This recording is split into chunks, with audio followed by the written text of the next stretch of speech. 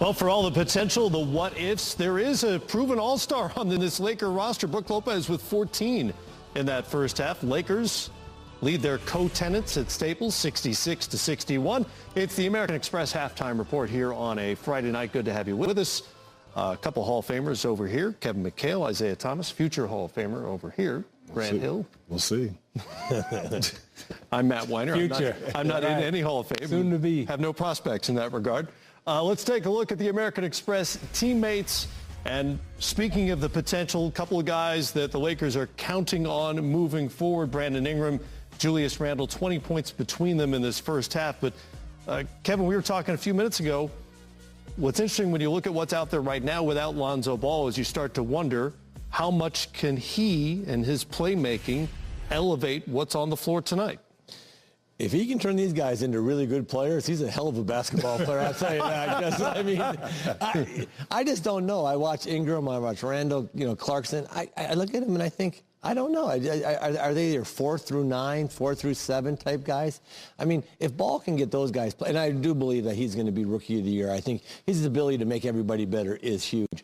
But I just don't know how much better you can make some of those guys. I just don't see them having that type of game where you're saying, a good facilitator is going to make these guys. This guy's got a great shot. Like I said, it's hard for me to look at that and see how good this team's going to be. I love Ball. I'm not sure about the rest of the guys.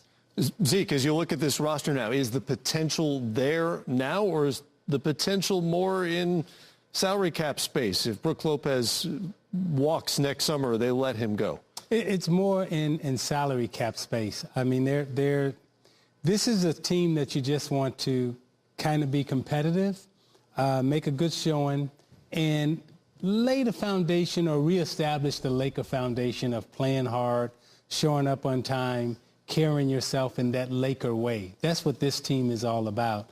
But in terms of, is this team going to be the team of the future? No. Now, they're setting themselves up perfectly to attract free agents now. Sure. Because everyone, will want to play with a guy like Ball. Yeah. Right. And realistically, that's why they traded for Brook Lopez in the first place. His big contract ends next summer. What do you think of when you look at the Lakers as they're situated right now? Yeah, I mean, look, Lonzo Ball, a great talent. He will make it easier for guys, give them easier opportunities on the offensive end. The way he moves the ball, it's almost contagious when he's out there on the floor. But this is about the future. As you said, Matt, Brook Lopez his contract expires next summer. Caldwell Pope signed a 1-year deal, so having the cap space is going to be important.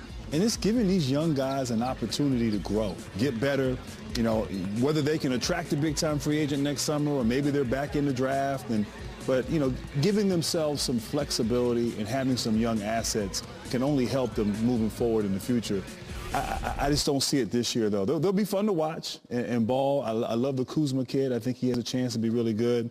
But you don't know what they are right at this moment in time. They're just young and kind of a weird, the way the team is assembled is just kind of odd in a lot of ways at this point. Does the plan hinge on Ball becoming a star, or does it hinge on attracting a star?